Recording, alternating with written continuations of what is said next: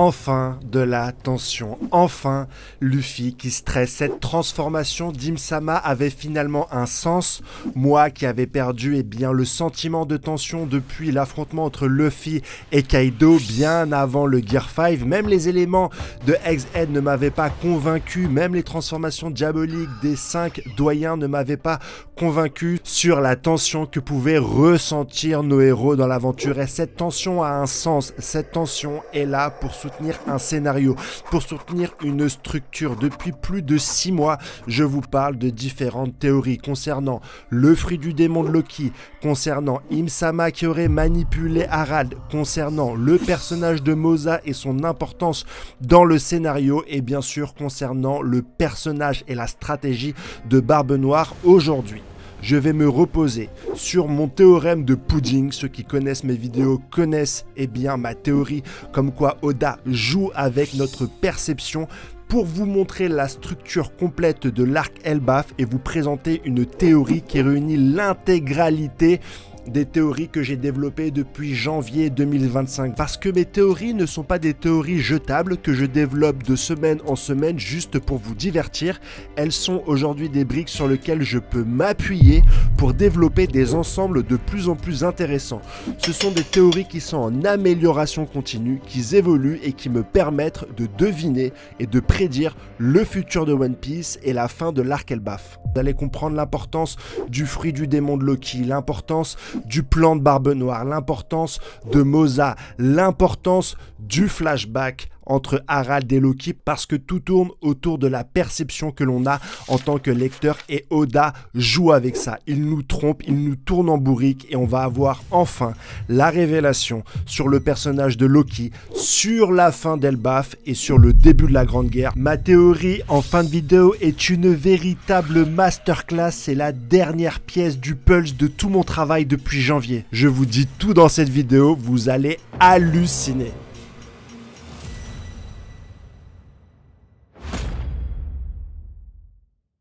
Bienvenue dans cette vidéo, la review du chapitre 1151 de One Piece, très certainement ma vidéo la plus importante depuis le début de l'année. C'est la dernière pièce du puzzle qui va confronter l'intégralité de mes théories dans le scénario final d'Elbaf et le début de la Grande Guerre, mon frérot. Si tu aimes ce genre de travail, n'hésite pas à t'abonner, vous le faites énormément, je vous remercierai jamais assez les frérots, à partager cette vidéo, à me donner ton avis en commentaire sur chacun des sujets que je vais développer. C'est hyper important, à mettre le maximum de pouces bleus. Je perds pas plus de temps les gars, on commence cette review, c'est du caviar. Bon, on va commencer par la forme hybride de Killingan. Quel Kara, design de qualité, j'ai vraiment kiffé la manière dont il est présenté, son physique, je trouve hyper intéressant. Il a pas un physique grotesque et des fois ça fait du bien. Ça fait depuis peut-être Katakuri qu'on n'avait pas eu un physique de beau gosse comme ça. Bon, je parle pas de Shamrock, donc c'est hyper intéressant, mais c'est surtout en fait ce que ça raconte qui est le plus intéressant, en plus de son design, puisqu'on voit que c'est un homme poisson, on peut reconnaître ça à ses dents, on connaît un petit peu la haine du peuple des hommes poissons pour ceux qui habitent sur Marie-Joas Terre Sainte. Quel événement a fait que ce personnage prenne la décision de devenir un chevalier divin, de servir l'oppresseur? C'est terriblement intéressant parce que c'est paradoxal d'avoir les hommes poissons qui sont traités comme des esclaves devenir finalement un dragon céleste. Est-ce qu'on aura beaucoup plus d'informations par exemple sur Fisher Tiger, sur le combat qu'il a mené, ou par exemple quelle a été la réaction d'Im-sama ou des chevaliers divins lorsqu'on a eu la rébellion de cet équipage de pirates? On n'avait pas d'informations jusqu'ici, pourtant c'est un des personnages qui a attaqué Marie-Joas Terre Sainte et qui aurait dû donc provoquer le déclenchement ou l'arrivée des chevaliers divins. Il n'en est rien, ça nous a pas été montré dans le flashback, mais peut-être qu'on aura une deuxième partie avec le personnage de Killingan pour comprendre son affiliation avec le gouvernement mondial. Ce chapitre traite aussi d'une question sur les rapports de force et je vous ai concocté une analyse très précise sur Gaban. Finalement, est-ce qu'il est numéro 2 ou numéro 3 de l'équipage de Gold Roger?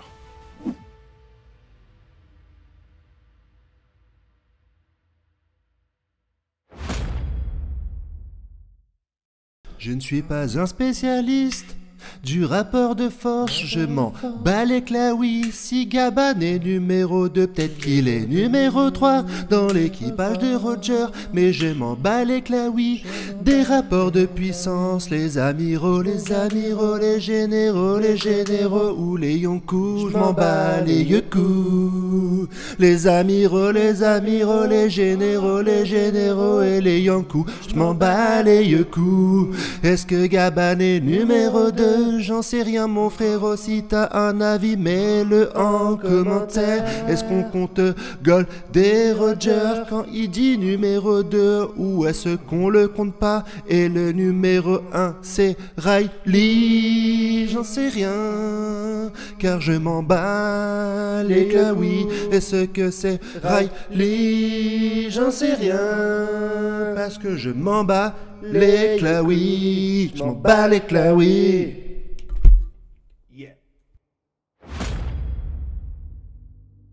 Je vous l'avais dit, bien malin sera celui qui arrive à deviner le pouvoir d'Im-Sama. Tout le monde s'est dit que c'était logique que Im-Sama était un démon, la mère des démons, le premier fruit du démon, que c'était logique parce que dans le fruit du démon il y avait démon, mais aujourd'hui on a une toute nouvelle pièce qui nous amène sur une direction qui est complètement différente, c'est le jeu de Go. Le jeu de plateau, et on semble voir que quand un géant est encerclé par deux autres démons, comme une pièce blanche est encerclée par deux pièces noires, alors celui-ci se retourne, un peu comme le jeu de Go ou le shogi, je sais plus c'est lequel exactement, mais dans les deux jeux, la pièce principale c'est le roi, et je vous disais dans ma review de la semaine dernière, et j'étais le seul à le dire, qu'il y avait un lien logique entre les rois et le pouvoir d'Im-Sama. C'est pour ça qu'elle nomme Drogi et Brogi rois, et c'est pour ça qu'elle veut tuer Jarl, qui représente, je pense, selon ses propres règles, eh bien l'être qui se rapproche le plus du roi d'Elbaf, très certainement parce que c'est le plus vieux. On voit également bien qu'elle comptait sur l'allégeance d'Harald. On a donc une observation très précise entre le pouvoir d'Im-Sama, qui serait peut-être le fruit du Go ou le fruit du shogi, et qui peut-être n'est pas du tout lié à l'univers démoniaque que beaucoup ont présenté comme logique dans One Piece. Et cette logique-là, va nous amener à une théorie beaucoup plus ancienne que j'avais développée et qui aujourd'hui prend tout son sens.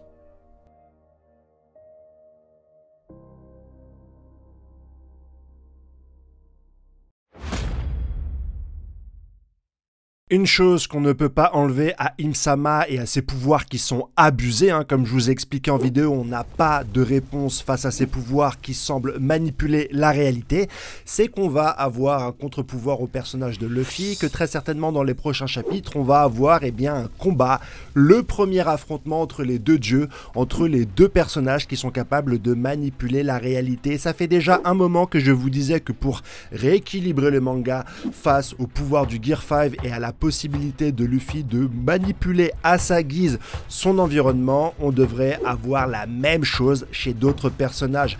J'avais développé le fait qu'on aurait de plus en plus de Nika au fur et à mesure de l'avancée dans le manga, expliquant que Nika deviendrait une évolution, comme un petit peu un éveil de fruits niveau 2, mais avant d'arriver à cela, on a bien entendu l'antagoniste principal présumé, même si personnellement je pense que ça sera Barbe Noire, qui est lui aussi capable de manipuler la réalité. Donc une fois qu'on a passé l'émotion d'avoir un personnage d'Im-Sama what the fuck avec un personnage qui a des pouvoirs magiques qui viennent de nulle part, on va enfin pouvoir savourer le travail d'Oda sur un affrontement entre deux personnages qui manipulent la réalité, et on risque d'avoir, si c'est bien fait, un des combats les plus marquants de One Piece. Mais ça, c'est que le début, parce que ce que l'auteur va développer à la suite risque d'être encore plus impressionnant.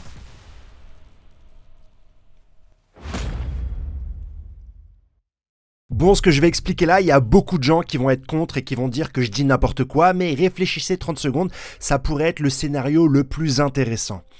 Je vous ai parlé du théorème de Pudding qui fait que Oda joue avec notre perception sur certains personnages. On l'a vu avec Pudding et il fait la même chose avec Loki. Tantôt c'est un être qui est effroyable, ensuite on découvre à travers Luffy que finalement il a un bon fond, et puis on va très certainement là avoir une réhabilitation parce qu'il va affronter Im-Sama et quelque part il va sauver Elbaf. Mais Le plus intéressant, ça serait que Oda nous donne quelque chose qui nous a teasé, nous donne un Loki démoniaque, un Loki Dark Nika qui pourrait détruire le monde, un destructeur. On sait qu'on est très loin de cette réalité parce que Luffy nous l'a dépeint comme un personnage sympathique. Mais avec l'introduction d'Im-sama, on a une possibilité, grâce à son pouvoir de manipulation, qu'elle fasse un demi-réversi sur Loki et que une fois que celui-ci soit réhabilité, une fois qu'il rentre dans le cœur de tous les habitants d'Elbaf, la dramaturgie serait au maximum si à ce moment-là, Im-sama, avant de quitter l'île, transforme directement Loki, le transforme en véritable démon et que celui-ci corresponde à la perception erronée qu'avaient les géants, que Luffy nous a fait effacer, mais qu'un élément démoniaque pourrait nous remettre au goût du jour et on aurait un antagoniste de folie et pour la première fois, un personnage qui passe du côté bon au côté mauvais, comme Vegeta a pu le faire dans Dragon Ball Z lorsqu'il a le M, ou comme Sasuke a pu le faire quand il a rejoint Orochimaru. Oda n'a jamais utilisé cette carte du protagoniste qui devient antagoniste et il a un élément parfait, un contexte idéal, un pouvoir qui correspond et une personne qui pourrait endosser ce rôle, c'est Loki. Tu trouves que c'est extraordinaire? Eh bien écoute la suite parce que t'es pas prêt sur ma description de la fin de l'arc Elbaf, mon frérot.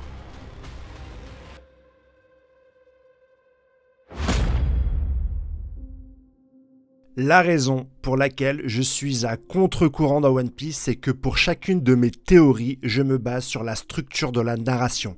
À quoi ça sert?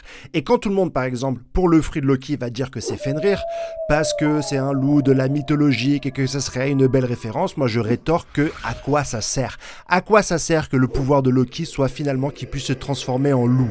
Dans le scénario, ça ne sert pas à grand chose. C'est pour ça que dans ma vidéo sur ma théorie sur le fruit de Loki, j'avais imaginé le fruit du berserker. Parce que je veux, à la fin, une fois qu'on ait réhabilité le personnage de Loki, qu'on soit tous pris à contre-pied grâce au scénario pour être d'une part surpris et d'autre part créer un antagoniste de folie. Et c'est pour ça qu'il faut que Loki se transforme en personnage machiavélique ou en tout cas en antagoniste. Et pour servir ce scénario, j'avais imaginé que Loki mangerait le fruit du berserker. Je me suis trompé dans le fruit, puisque maintenant on a autre chose qui est capable de modifier sa façon de penser, de modifier son comportement, c'est le demi-réversi d'Im-sama. Donc ma théorie du fruit du berserker n'est plus viable, parce qu'elle ne sert plus le scénario, mais je suis persuadé que le fruit de Loki aura un sens. Il le dit lui-même, vous avez besoin de mon pouvoir. Il le dit lui-même, ça va jouer sur le scénario. C'est quelque chose qui va nous surprendre. Je n'ai pas encore de théorie là-dessus, donc n'hésite pas à me donner la tienne. À ton avis, quel fruit de Loki pourrait être suffisamment intéressant pour modifier le scénario et nous surprendre en tant que lecteur? Je ne te demande pas de me donner le fruit du Fenrir parce que ça ne sert à rien, ou alors de me décrire pourquoi ça serait utile pour la suite du scénario. Et une fois qu'on aura trouvé ça, mes frérots, je vais vous expliquer le début de ma théorie, celle qui réunit l'intégralité de mes observations et analyses depuis janvier 2025.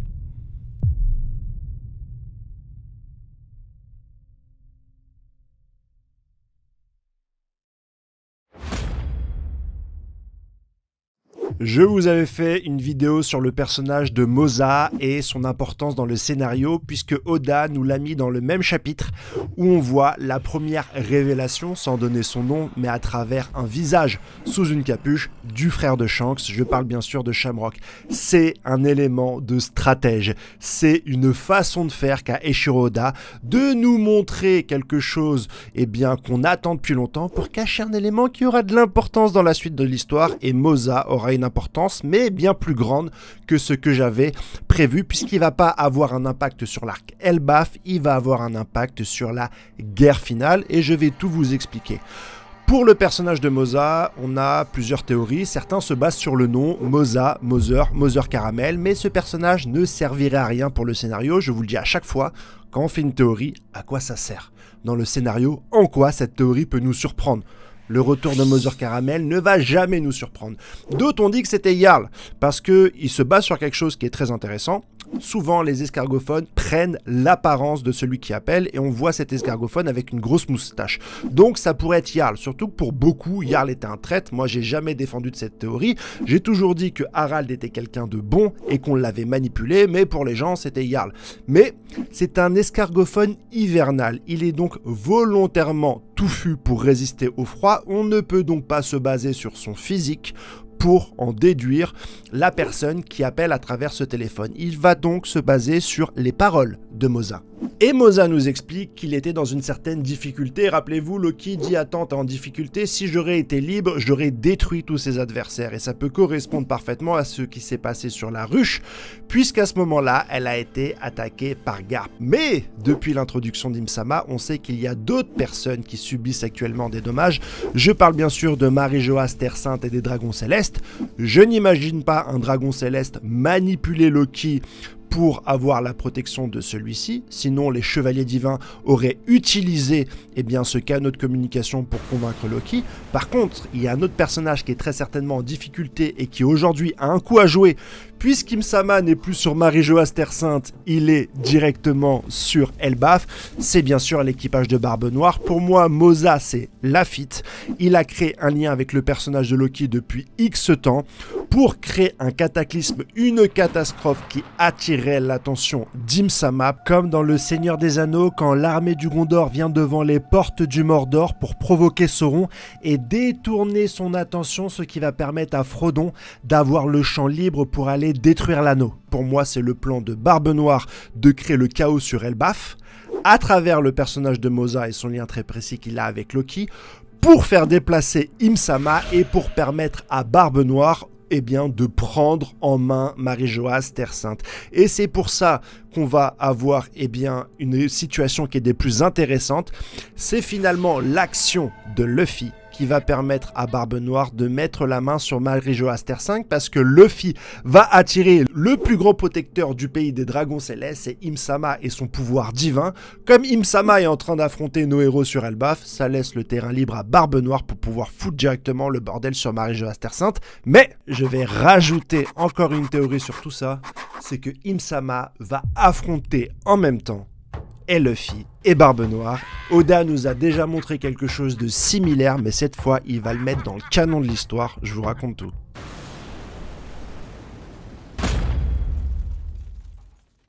Bon, vous êtes arrivés jusqu'ici, félicitations, je vais vous parler d'une des théories les plus intéressantes que j'ai fait sur cette chaîne et qui devrait vous séduire, j'en suis sûr. Elle se base déjà sur Imsama. Ok, on a tous été déçus ou pas de ce personnage et en fait on a très peu d'informations sur qui est Imsama. Est-ce que c'est Genko ou est-ce que c'est un esprit qui contrôle Genko? Et pour cette théorie, on va choisir l'option que c'est un esprit qui contrôle Genko et que donc le véritable corps ou esprit de Imsama est directement sur Marie-Joas Terre Sainte et c'est que donc une manipulation de Genko qui est sur Elbaf. Dans ce cas-là, on pourrait avoir un scénario qu'on a déjà vu dans un film de One Piece, je parle bien sûr de One Piece Red, c'est-à-dire qu'on peut avoir deux personnages différents, Luffy sur Elbaf et Barbe Noire sur Marie-Joas Terre Sainte, qui vont affronter le même ennemi, Imsama. Et en même temps, on va avoir Barbe Noire qui va affronter le véritable Imsama pour prendre le contrôle de la Terre Sainte des Dragons Célestes. Et de l'autre côté, on va avoir Luffy qui va affronter Imsama. Et dans un destin croisé entre les deux personnages, on pourrait avoir une narration où les coups de Barbe Noire sur Imsama vont impacter le combat de Genko contre Luffy.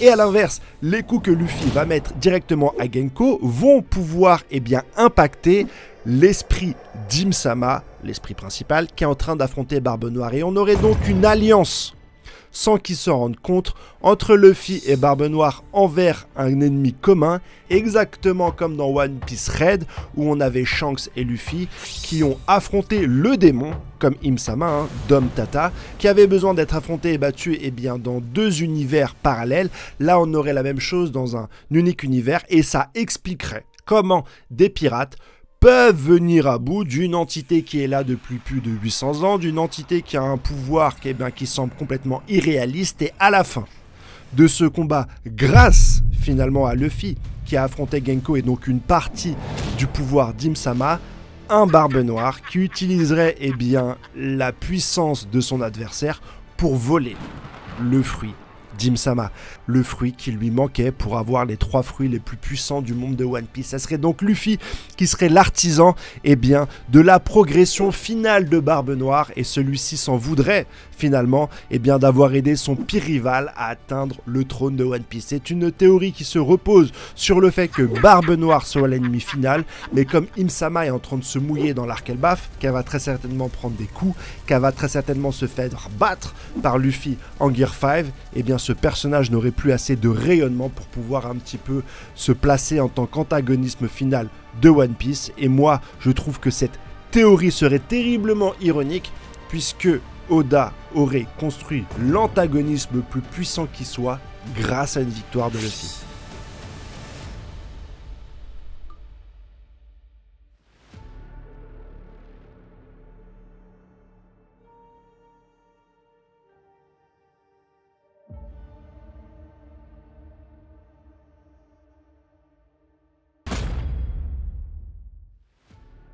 Sur eh bien, la tension que pouvait sur la prendre pour créer un cataclysme qui ferait